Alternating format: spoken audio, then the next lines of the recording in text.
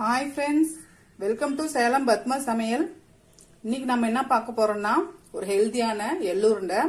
இது பாத்தீங்கன்னா நமக்கு உடம்புக்கு ரொம்ப நல்லது. அது டெய்லியும் லேடிஸ் இது சாப்பிடும்போது ரொம்ப எனர்ஜிக்கா இருக்கும்.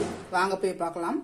பாருங்க, நான் ஒரு பேன் வச்சிருக்கேன். அதுக்கு முதல்ல நான் இந்த மாதிரி ஒரு கப் அளவுக்கு கருப்பு எடுத்து வச்சிருக்கேன். இதோட அளவு பாத்தீங்கன்னா ஒரு 1/4 கிலோ இருக்கும். இதை போட்டு வறுத்துக்கலாம். ஃப்ளேம் மீடியமா வச்சு வறுத்துக்கணும்.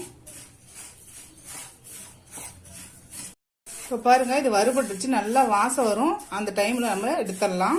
இப்போ இது ஒரு பிளேட் எடுத்து கொட்டிக்கலாம். இப்போ மறுபடியும் பேன் வச்சிருக்கேன். நான் எள்ளு எடுத்து அதே கப்பில் 1/2 கப் அளவுக்கு வேர்க்கடலை வச்சிருக்கேன். இதை போட்டு வறுத்துக்கலாம். பாருங்க, இது கடலை வறுபட்டுருச்சு. இப்போ இதை நம்ம தனியாக ஒரு பிளேட்ல எடுத்து கொட்டிக்கலாம். இப்போ அதே பேன்ல 1/4 கப் அளவுக்கு பொட்டுக்கடலை வச்சிருக்கேன். அது லைட்டாக சூடு பண்ணா போதும், ரொம்ப வறுக்க தேவையில்ல. சூடு ஏறினா மட்டும் போதும். இந்த பொட்டுக்கடலை சூடு ஏறிடுச்சு. இதையும் எடுத்து கொட்டிக்கலாம். இப்போ அடுத்து இதில் நான் 10 பேரிச்சம்பழம் வச்சிருக்கேன். கொட்டையை எடுத்துட்டு இதை லைட்டாக சூடு ட்ரையாக இருக்கிற மாதிரி பேரிச்சம்பழம் தான் அப்படியே போட்டுக்கலாம். இது கொஞ்சம் ஈரப்பதம் இருக்கணும், லைட்டாக சூடு பண்ணிக்கலாம். இப்போ இது சூடு ஏறிடுச்சு. இதையும் எடுத்து ஒரு பவுலில் கொட்டிக்கலாம். இப்போ பாருங்க, மிக்சி ஜார் எடுத்திருக்கேன். இப்போ இதில் நம்ம இந்த வறுத்த எள்ளை போட்டுக்கலாம். இப்போ இதுலயே நம்ம வறுத்த இந்த பொட்டுக்கல்லையும் போட்டுடலாம். இப்போ இதை ஒரு சுத்தி எடுத்துட்டு வந்துடுறேன். இப்போ பாருங்க, இது அரைப்பட்டுருச்சு. இப்போ இதை ஒரு தட்டில் கொட்டிக்கலாம். இப்போ இதே ஜாரில் நம்ம இந்த வேர்க்கடலை மட்டும் தனியா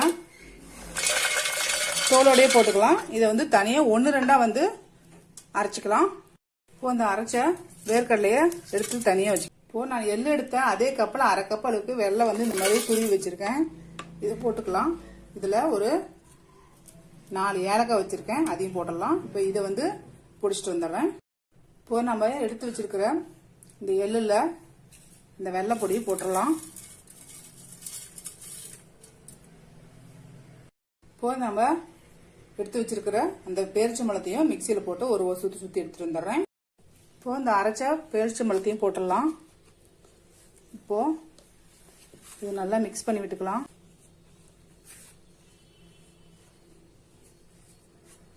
இப்போ பாருங்க, கலந்துட்டாச்சு. இப்போ இதெல்லாம் நம்ம இந்த வேர்க்கடலையை போட்டுக்கலாம். இது நல்லா கலந்து விட்டுக்கலாம்.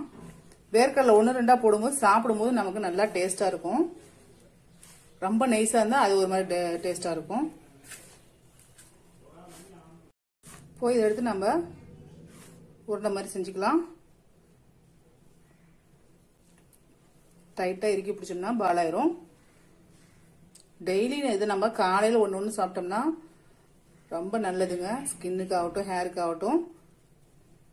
முடி கொட்டுதுன்னு ஃபீல் பண்ணுறவங்கன்னா இது நம்ம டெய்லியும் ஒரு உருண்டை சாப்பிட்டோம்னா நல்லா நமக்கு முடி கொட்டது ஸ்டாப் ஆகும். அது ஸ்கின்னு நல்லா க்ளோவாக இருக்கும். இந்த மாதிரி எல்லாம் உருண்டை வச்சுக்கலாம். இப்போ பாருங்க, நம்ம செஞ்ச இந்த எள்ளு உருண்டை ரெடி ஆயிடுச்சு.